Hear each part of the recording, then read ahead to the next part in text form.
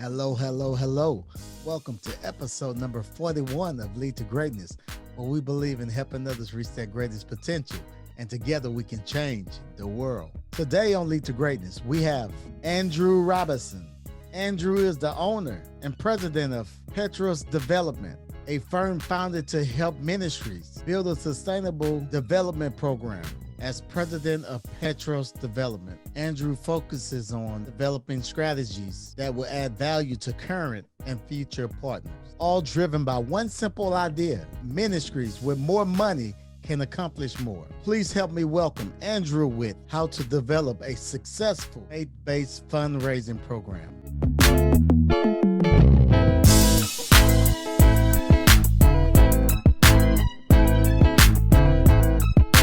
This is Cedric Francis, and you're listening to Lead to Greatness. Well, first, I just want to say how grateful I am for you having me on your show. I'm very excited. I've listened to a couple of episodes now, and I'm hooked. I think that you're, I just love everything about this show. So thank you very much. It's an honor to be here. Awesome. Thank you. I went to school at Texas A&M. I studied history and minored in business. Got a job in fundraising. My plan was to be a history teacher. That's what I wanted to do. I applied to Teach for America. I thought, this is great. This was back in 2004. And I thought, this is great. I'm in. I had a full day interview. And then about 2 days before graduation, I get a letter from Teach for America. Says, a lot of qualified applicants. We'd love to accept everybody. Sorry, best of luck to you in your endeavors. And I thought, okay, well, what do I do now, God? So I started on the pathway to teaching. I was training to do my certification. I was substitute teaching. And then I got a call from a friend of mine who worked at the church here that I had attended when I was at school. I want you to come in and talk with me about a job. And I had been substitute teaching for about 3 weeks. And I had told the school district, look, this is my full-time gig. Just give me any assignment that you have. Which, let me tell you, does not give you the assignments that everybody wants. So, so after 3 weeks of doing in-school suspension and alternative learning and getting my rear handed to me by these middle schoolers, I was eager for anything that anybody would offer me. So anyway, so I came in and I talked with him about starting a job in fundraising for the church here. And I had been active at the church, so it was important to me. And I thought, sure, I'll do this. 2017, though, I received an offer to take over management of Petrus Development, which was a consulting firm founded in 2005 by a good friend of mine, but really faith-based nonprofits trying to teach fundraising. Mm-hmm. And I had done some work with Petrus in the past. I knew them. I had gone to conferences. I knew the team. And I always wanted to be an entrepreneur.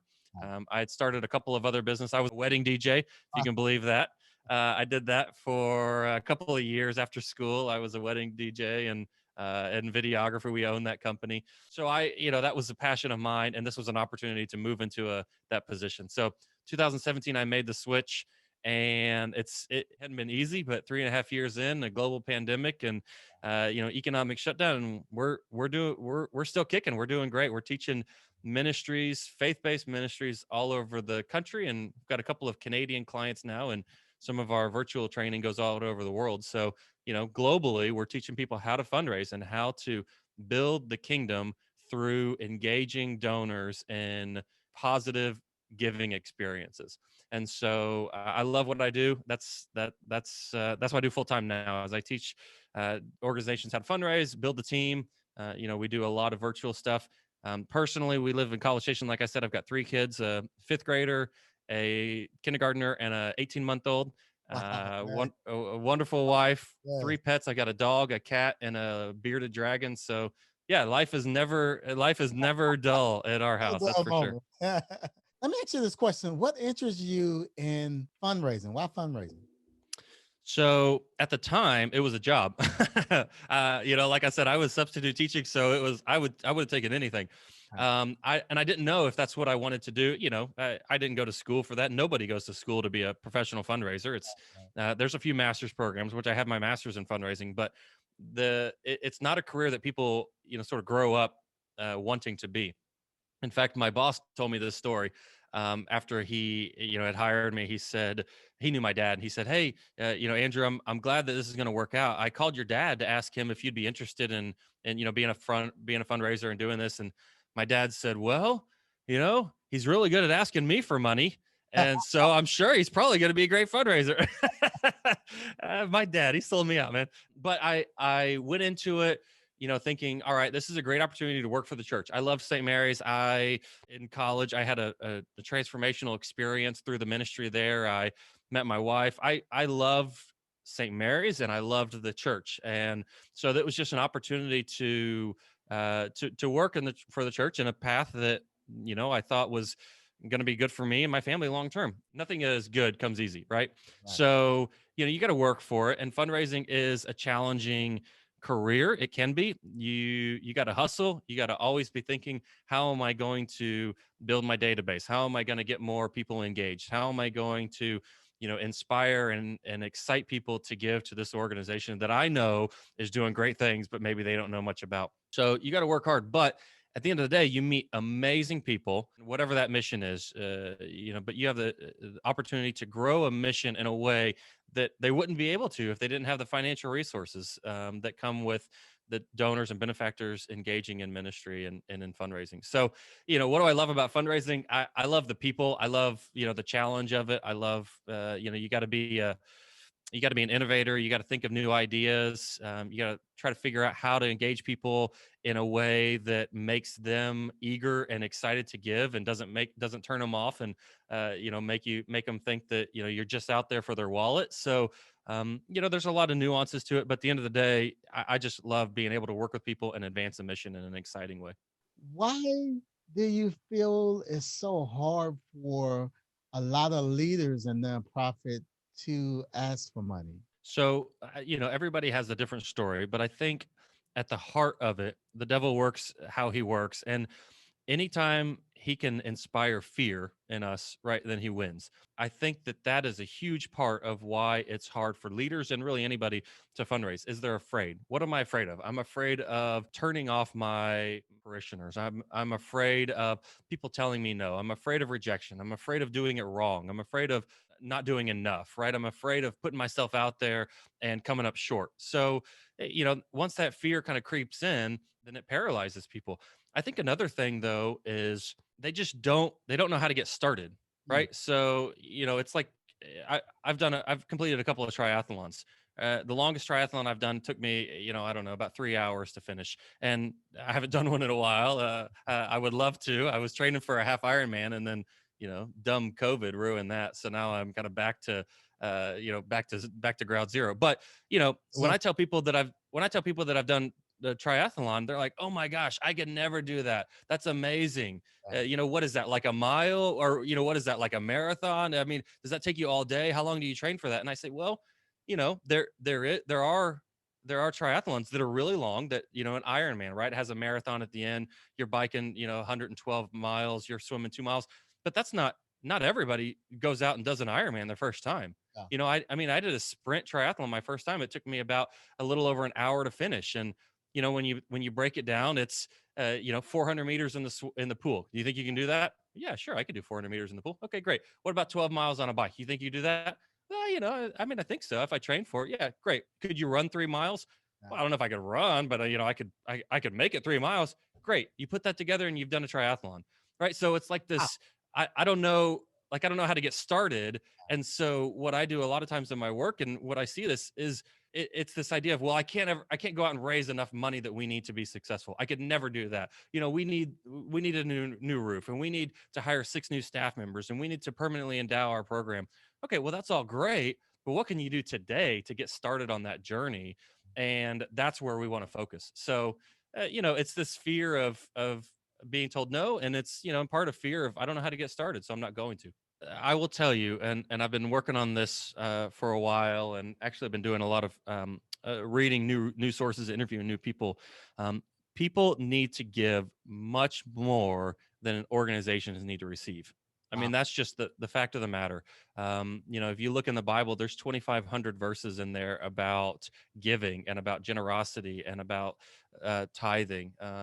There's people have a need to give, and so I think when you can approach it in that way of, look, does our organization need these resources to survive? Yeah, I mean, you don't have to be nice, you don't have to hide that, or pretend that we don't need these resources to exist, right? But can you present these opportunities to your donors, to your benefactors, to give in a way that fulfills them and allows them to live their practice of Christianity, their practice of faith out in a tangible way? Absolutely. Yeah, I'll tell you a story real quick if I can. So this was shortly after I got started at St. Mary's. So I was a pretty young guy, and we came up with this idea of getting college graduates or college seniors to start a pledge before they graduated. And then they would pay that $20 a month for 5 years, and add it up to $1,000. You got enough of them together, and you had a pretty significant gift there at the end of every school year. Right. And so we were in the first year. First year went really well. We're in the second year, and I was talking to this girl, and she hadn't really been very involved. But I said, "Hey, Annalisa, we're doing this program. We'd love for you to consider it. I know you haven't been very involved, but could you do $20 a month for 50 months?" And she said, "Well, let me tell you, Andrew." She said, "I've been a student here," and this is at A&M. She said, "I've been a student here at A&M for 4 years. I was in a sorority, and that sorority, I mean, everything revolved around the sorority. I had no time for anything else. Right. But every Sunday night, I went to church, and my friends all knew, okay, Annalisa's going to church. We'll schedule dinner after that." And she said, so in a way, that kind of became my witness to my sorority, my sisters, my friends, and everything that I had to go to church. But also, so this place actually meant a lot for me, even though I wasn't able to get very involved like I wanted to. But also, I have a little sister who's going to be a freshman here next year. And if you're telling me that I can give $20 a month and make an impact and set up this organization so that my sister can benefit in the same ways that I do, absolutely, sign me up. Tell me where to sign, and I'm in. So you never know what people are going to say until you ask them. You never know how people are going to react. There's always, again, it's that fear. There's always that fear of people are going to think that the church only needs money, and that's why they're talking to me now. And yeah, I mean, there is some truth to that, right? You got to build relationships with people. Um, some people say, if I got to have, as a pastor or as a ministry leader, I need to be committed to having 9 conversations with somebody about their faith before I have one conversation with them about money. And Yes. there's some truth to that, Yeah. right? So you have to build those relationships. You have to be authentic. But if you can do that, then yeah, I mean, you can ask people. Anybody can ask somebody to support your mission and live out their faith in that way. Wow. Knowledge bomb, knowledge bomb, knowledge bomb. Build Yes. relationships, because I believe that is the key. Man, that's a knowledge bomb right there. In the last 10 years, what type of challenges have you seen shift as far as fundraising goes? So I think that whenever I started, 2005 was my first year as a full-time professional fundraiser, and we had a monthly giving program at A&M. That's where people sign up. They give you their credit card number, or their debit card number, their checking account, and it automatically drafts every month. Well, I'll tell you, we were pioneers. Once I went on a conference circuit for a couple of years, me and my boss, where we would talk all the time about monthly giving, EFT giving. How do you set it up? And I did my master. I told you I got a master's in philanthropy and development through a school up in Minnesota. I wrote my thesis about monthly giving, and it was like, Wow. I mean, it was like, groundbreaking at the time. That's kind of, and my boss was brilliant. He actually sold insurance before he got into fundraising, and he said, "Hey, everybody has their insurance premiums drafted on out of their checking account. Why can't we do that with donations?" And so, Yeah. so he started it. So I was, standing on the shoulders of greatness, as they say. But uh, but that was kind of new. It was novel. We were pioneering that path. Today, I mean, you look at how many subscriptions you have that are paid monthly, Right. right? You look at how many, I mean, personally, me and my wife, we give to probably 8 or 9 charities with an automatic draft every month. And I go in, I set it up ahead of time, we decide how much we're going to give. We look at our budget. We, want to make those numbers work. So that's a major difference. It's just that shift from people being uncomfortable, and it not even being an idea, not even be a strategy for a fundraiser to do a monthly giving program or automatic draft, to today where, I have organizations that I work with where 50 to 70% of their operating budget comes in automatically through these, recurring transactions. You look at, what happened in 2020 with COVID, and how many churches, you didn't have people sitting down in a church pew or in the church for, in some cases 6 to 9 months. Well, if you don't have the opportunity, if you're not set up to allow them to continue to give in that way, I mean, they're literally, they're not there to even put a check in the basket. So that's been a major shift, is that, adoption of nonprofits and the level of comfort with individuals to give electronically and to give recurring. So, so that kind of changes the strategy in terms of a fundraising standpoint. Now, a lot of the organizations that I work with, they call me up and they say, "Hey, Andrew, we need to raise more money. What do we need to do? I just need to go find 10 people that I can go and ask them for $1 million each, right? Like, that's the way to do this." I say, well, if you know 10 people that you could go and ask for $1 million, like, yeah, we'll incorporate that into the strategy. But what do you do when those 10 people, when you're done asking those 10 people, or, when all 10 of them say no? Like, what's your strategy there? So a lot of what we do now is we work with organizations to help them to figure out, hey, you need to play the long game here. And what playing the long game means is people as possible supporting you at call it low levels, modest levels, um, that you can then invite into a monthly giving program. And you need to have that monthly giving program set up so it's easy to explain. They can adopt it. They can, your donors can understand what you're asking for, what they're going to get from that. And because then once you get somebody involved giving $20 a month, then that's a whole pool of people. That's a team of donors that that down the road you can go and ask them, would you consider giving $100 a month? And hey, we're doing this new project. Would you consider a donation of $5,000 or $10,000 to help us make this happen? Wow. And I see how passionate you are about this ministry. You've been a longtime supporter for many years, and you started out giving $20 a month. Last year, you gave $10,000. Can you believe it? Like, we're so grateful for your contributions, your support, and you're what makes this organization work. So, that's a major shift in, I think, strategy, just from a fundraising standpoint, is that ability to play the long game and the strategies to put in place to make that happen. Wow. Somebody, Lead to Greatness listener right now, say, man, you know what? Man, this sounds great. It makes a lot of sense. Where do I start? Yeah. So one of the first things that a lot of organizations don't have, if you're just starting out, one of the first things you want to do is to plan for and invest in a donor database system. I mean, it sounds super basic, that's not what I want to do, Cedric. Like, I don't want to mess with, databases. That's so boring. Like, if you don't have that set up, man, good luck. Mm. So, a lot of the organizations that we work with, they have a list of their donors, maybe on an Excel spreadsheet, or they have cards in in a drawer somewhere. So the first thing you want to do is to set up a database. There's a lot of good resources out there, pretty affordable. You can get it cloud-based. I can pull it up on my phone if I'm on the road, seeing people. So investing in that, and then with your donor database, then you want to have a website. Um, Before you get to the website, so mhm. I know you say there's plenty out there, but if you can name one, what's one good database? Oh, sure. So two of my favorites right now. One is called Bloomerang. So it's like boomerang with an L, Bloomerang, and they're cloud based. They have different tiers depending on kind of how many names, how many records you have in there. But most organizations are going to end up spending somewhere around 150, $200 a month.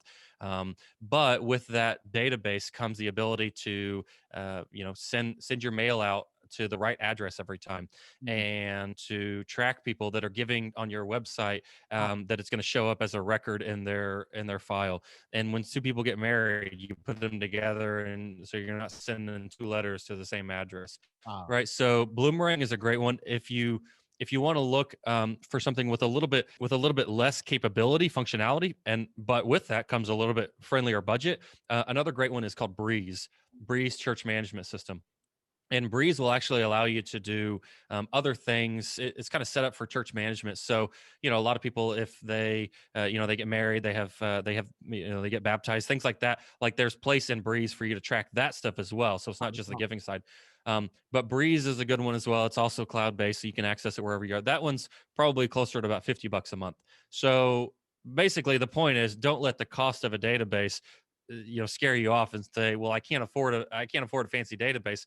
So I'm just going to keep everything in an Excel spreadsheet, because I will tell you, one bad sort of your data in an Excel spreadsheet, and man, it's toast. Like there's the only thing worse than having no data is having inaccurate data, Yeah. right? So you got to have a way to track it. You got to have a way to protect it. So start with a database. That's just first out the gate.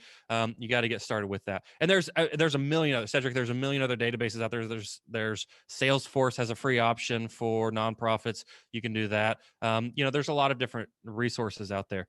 The other thing though that you want to get started with is you want to kind of invest. So the point is, you want to start by investing in the basics. So a donor database is part of the basics. A good website is a basic need, and not just a website that has you want information about your organization. So if you're a church, you want, what time are your services, what time are your masses.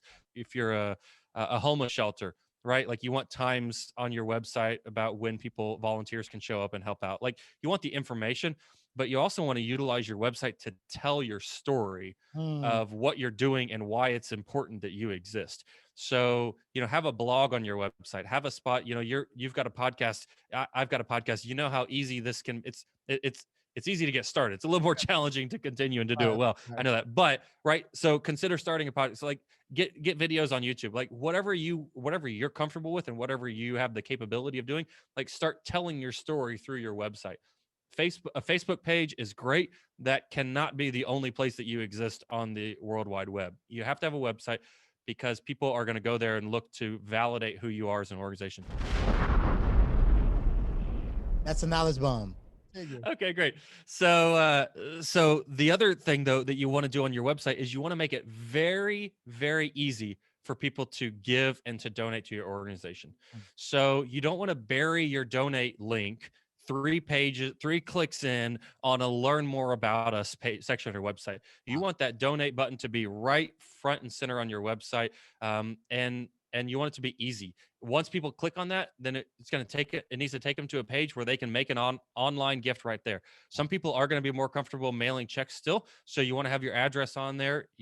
Where people are going to send a check to or to give. But a lot of these databases now actually build in a credit card donation platform into their services. So Breeze has a platform to give already built in. I believe Bloomerang does, or they integrate very easily with a couple of different options. So you want to make it easy for people to give to your organization. So again, that's not flashy, right? That's not, people aren't going to go on your website and drop $1 million, right? But you want to start with a foundation, start with your basics. So again, get a database set up, get a website set up that makes it easy to give, and then figure out what your communication plan is going to be. So I work with groups and I want them to look at their entire year and to create a calendar for when their communications are going to go out. Newsletters and appeal letters in the mail are still the most efficient way. And I know a lot of your organizations are churches, so you're talking about people in the pews, or people there on Sundays. Yeah, What I'm talking about though is to reach outside of that audience. I love it. So a communication plan where you're mailing newsletters, you're mailing appeal letters, is still the most effective way to raise money through your outreach. Yeah, You want people to be able to give through your website. yeah. It's the percentage of people, 30% of responses to a mailed appeal letter that somebody gets in the mail are going to be gifts that they make online. Wow. So people are going to get your letter and they're going to say, "Oh yeah, I love this organization. I'd love to support them." And 30% of those people are going to go on your website and make their gift online. So you want them to be, you want them to integrate, you want them to look the same, but that's still the most effective way. So create a communications plan that incorporates, telling your story. Who are you? Why are you important? And why should people support you? And why should they support you now? You want to build that urgency and that understanding of what you're doing, that impact. And then work into your communications plan defined and specific times that you're going to not just tell your story, but ask them to support, ask them to come along on this journey with you to make it possible for you to do what you do now better and for you to do more down the road with their support. Those are just some of the basics, right? I don't want to overwhelm listeners, and I don't want to. That's again, we're going back to this fear of I don't know how to get started, right? I want to finish a triathlon. I want to do an Ironman. Hey, we're not talking about start with an Ironman, right? Like figure out how to swim, get your goggles, get your flippers if you're going to do that, and figure out how to do those first couple of things well, and then move to the next steps after that. But that is great. That is great, man. That is two great tips. Lead to raising, we appreciate it. Set up a database and website, man. That is really a great start. So I want to ask you this question: what motivate people to give to charities? Impact. Ooh, What impact are you and your organization making that if they give, you would have a greater impact? unpack that. I'm learning this through conversations and through lessons that I'm having with people that do marketing really well, Mhm. right? But if you go and you look at some of the biggest corporations in the world, Apple, Tesla, Uber, like do they tell you in their advertising what their products are, or do they tell you what owning their products will mean for you in your life? Yes. Yeah, I mean they do it well. And so as a nonprofit organization, are we going to inspire people to give by telling them what we do? Or are we going to inspire people to give and motivate people to take action and make that gift by telling them what that means for them and their life? There's a great marketer. His name is Donald Miller, and he wrote the Story Brand, I think is the name of his book, Story Brand. And in that, I love it because he talks about everybody is the hero of their own story. Mm, So we are, and then you look at, as fundraisers, somebody was explaining this to me the other day, everybody knows the story of the Good Samaritan. As fundraisers, we want to think that we're the Samaritan, right? When we're not the Samaritan, we're the innkeeper, right? So we are the conduit. We are the organization. We are the way that the individuals that support us are living out something in their life that is bringing them joy, fulfillment, passion. And so if we think we're the Samaritans, then we're mistaken. We are the innkeepers yeah. where these donors are coming to find refuge, to find fulfillment in life. Oh man, another knowledge. So there's your story. There's your storytelling. Take yourself out of the position of the hero of the story and put yourself in the position of how are you bringing fulfillment, joy, virtue, all of those great things to your audience and to your donors. Wow, man, this is good. This is good, man. This is let's talk a little bit about fundraisers. What are the do's and the don'ts for faith-based fundraising? So we've talked a little bit about it. Start with the basics, build your foundation, play the long game. Right. Some of the actual do's though is be authentic in your relationships. Mm, Like we talk a lot about in fundraising. We talk about the art and the science of fundraising. So that's what I'm, as a fundraising teacher and coach. That's what I try to do is to teach the art and the science of fundraising. So what does that actually mean? The art of fundraising is being authentic with your donors and building real relationships with them, whether you're the fundraiser, whether you're the pastor, whether you're the executive director, whatever you are, build authentic relationships with your donors. yeah, So that's number one.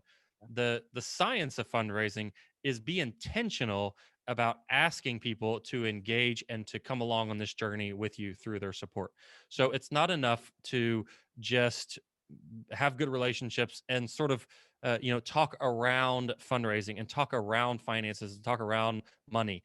Too many pastors and too many priests fall into this space, and this again goes back to your very first question: what's the why are people uncomfortable asking for money? yeah, um it They talk around the need of organizations for money, for finances to exist. And you could be sitting down, if you had a meeting, Cedric, if you were a fundraiser for an organization and you had a meeting with Bill Gates, well, I guarantee you're going to be thinking Bill Gates has a lot of money, I need to ask him to support.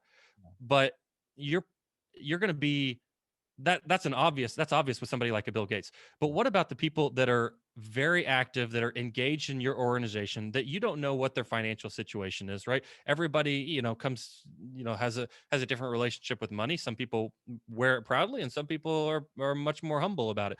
Um, but if you if you have authentic relationships with people and you're intentional about asking them to support and not talking around it, then people will understand. I remember this was years ago, and I was a young fundraiser, and I was sat down with my one of my old science professors. I knew he was active in the church, and I sat down with him, and we had lunch. And I'm talking about my new gig as a fundraiser and everything. And he says, "Yeah, I love supporting St. Mary's. We love it. I think you guys are doing great work." And I said, "Okay, well, would you consider supporting?" And he said, "Yeah, I already do." And I said, "Okay, well, would you consider supporting more?" I mean, I was young. I didn't know what I was doing. I was a little uncomfortable. And he was like, "Andrew, tell me how much you want me to support St. Mary's." And I said, "Well, we have this level that's $2,500 a year. That allows our director to do this, and it allows us to do this." And he said, "Okay, I'll talk to my wife, but I think we can do that." And so it was like this learning moment where I thought, okay, I can't talk around. He knew I was a fundraiser. Like, I spent the whole time, a whole lunch telling him that, but I was afraid to actually say, this is what I want to invite you to do. This is what my organization wants to invite you to do. And he said, "Just tell me how much, Andrew." So I've always kind of carried that with me, as you got to be bold. So going back to the do's and don'ts of fundraising: one, build relationships, be authentic in those relationships, and then be intentional about asking people for money. The don'ts would be everything opposite of that. Don't be sleazy. Don't be, don't talk around money. Don't pretend like you don't need it. Don't ask people too much or too often. Like we said a minute ago, you got to have 9 conversations about ministry before you have 1 conversation about money. Right. So those are just some of the do's and don'ts of fundraising. Oh man, that is man. You get another knowledge bomb, man. You got I'm a racking them up here, Cedric. you I got don't a war going on in there, man. This is. This is great. How does the practice of generosity benefit the giver? Yeah, so I love this question. And I've been doing some research into this and some study, and it really is about virtue, right? Mm, So God calls us to live virtuous lives. The Catholic Church provides us with a kind of a listing of what are some of the core virtues, what are the cardinal virtues in life: temperance, prudence, justice, and fortitude. So those are big words, but when you break it down, it's about having balance in our life. It's about making good decisions. It's about fighting for people that can't fight for themselves, and yeah, it's about being strong and courageous. And then we have the biblical virtues of faith, hope, and charity. Which we know what those are. Faith is believing in what you can't see. Hope is understanding that brighter days are ahead of us. And charity is about helping people that are in need of help. So, how does a practice of generosity benefit the giver? It allows people to grow in those virtues. So everybody has their own passions in life, and they all come out of our lived experiences, and kind of what forms us as individuals. I'll tell you a really great story about a guy that I've been researching. So you're familiar with St. Jude's Hospital, St. Jude's Research Hospital in Tennessee, right? So when they were founded in 1962, the survival rate for it's a form of lymphoma that affects children. The survival rate was 5%. So 95% of people that got the children that got this form of cancer died.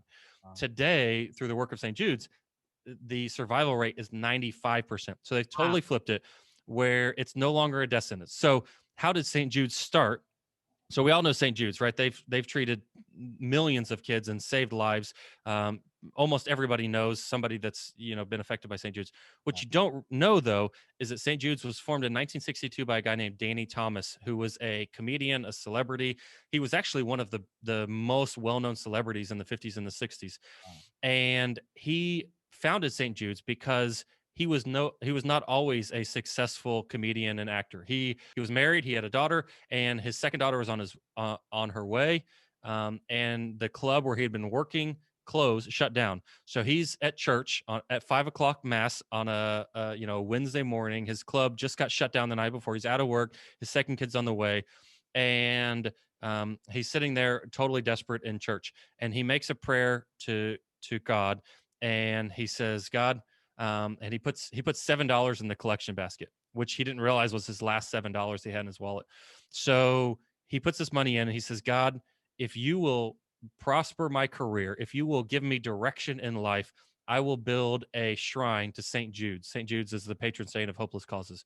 I will build a shrine to St. Jude's. And the next day, he gets a call to be on a radio show in Detroit, co-host a radio show. That turns into jobs in New York. So then he becomes a radio star, gets a job on TV, becomes one of the most well-known. Danny Thomas was actually awarded the congressional medal by Ronald Reagan because of his work with St. Jude's. Wow. So he's a major guy, but it wouldn't have started if he had not been faithful and he had not been committed to his faith and to God. The greatest part of that story um, is part of the reason why he wanted to build a hospital to honor St. Jude was because when he was little, I think he had 9 brothers and sisters. One of his brothers, Danny, was sick, got really sick, and almost died. And his mother prayed if God would heal him, she would go beg alms for a year, and as gratitude. So God healed his brother, and she went and begged alms. They were poor themselves. She begged alms for a full year. That experience transformed Danny and kind of put him on this path to being generous, to being faithful, and to wanting to give back. And so, you put all those things together, and now today we have St. Jude's Hospital in Tennessee that literally saves millions of lives every year. So that's a long way of saying, how does generosity benefit the giver? You never know specifically, but you always know it's going to allow people to grow in virtue in whatever way that God is calling them to grow at that time. Wow, that is so amazing. What great insight can you give to the Lead to Greatness community to help us reach our greatest potential?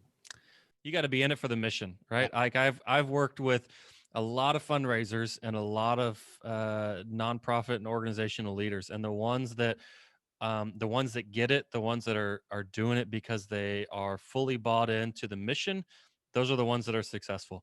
I think the other thing is that you got to be fearless in this line of work. That does not mean that you should be reckless, Mm, right? So I have enough I have enough near death experiences in my life to know the difference between being fearless and being reckless. I was in a plane crash. I've rolled 2 vehicles. I hit a tree snowboarding. I almost fell off a cliff. Like I've had some incidences where I was maybe being a little reckless. wow. Now I've learned from those. You can say, with some maturity, I've realized the way to be. But I've learned that, hey, also there's not a single day in this life that's promised to you, right? Like God says that, neither the time nor the hour that I will come. And we have to seize every day, and we have to be fearless. And so that's something that I would say in this line of work, especially in nonprofit fundraising, is you got to be fearless. You got to get over that fear. And then the other thing is to play the long game. Mm, So, I don't know kind of how I came to this understanding in my life, only by the grace of God, but I have understood that what you're doing today is going to bear fruit down the road, mm, right? It might bear a little bit of fruit now, right? And that's fine. And we want that, right? But if you're doing the right things, if you're building that foundation, if you're setting yourselves up for success, then if you're setting yourself up for greatness, then that comes in the long game. And you have to be willing to play that long game if you're going to be successful. oh my goodness, Andrew. I feel like I'm in church, man. You just took me to church, man. I just wanna run around this room right now, man. Andrew, if That's awesome. anyone want to connect with you and what you're doing, where should they go? Yeah, sure. So you can go to our website, petrusdevelopment.com. I'm on there. You can get my phone number, email address. I'm also, if you want to find me on Facebook, I think I'm Aggie Robison.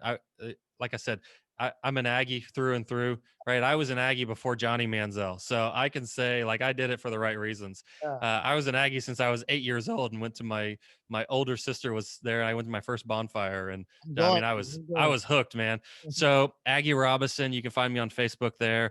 Find me on Twitter, and then our organization company Petrus Development. That's our website, petrusdevelopment.com. We're on Facebook. We're on LinkedIn. We're on Twitter, on Instagram, all of that. So yeah, please reach out. Would love to connect. Would love to hear your stories about how you are the innkeeper in other people's stories, bringing them the opportunity to live out their life and be more fulfilled. On behalf of the Lead to Greatness community, I want to thank you so much for taking time out of your busy schedule and adding value to us. My pleasure. It's been this is fun. I had a good time. I'm honored to be here with you, and I appreciate all the work that you're doing to allow people to seek strategies, ways, inspiration to lead to greatness. I think it's great. So thank you very much. Thank you, Andrew. Thank you. And don't forget to subscribe to Lead to Greatness if this is your first time. And this podcast was helpful to you, leave a big thumbs up. And also, I want you to check out our Marriage Coach podcast, the podcast with my wife and I. If you're on iTunes, please rate this podcast and leave a review and help get the word out. Again, thank you, Lead to Greatness Nation, for joining us on today. Looking forward to seeing you again on next week. Till then, remember, if you help others reach their greatest potential, together we can change the world. Peace. We out.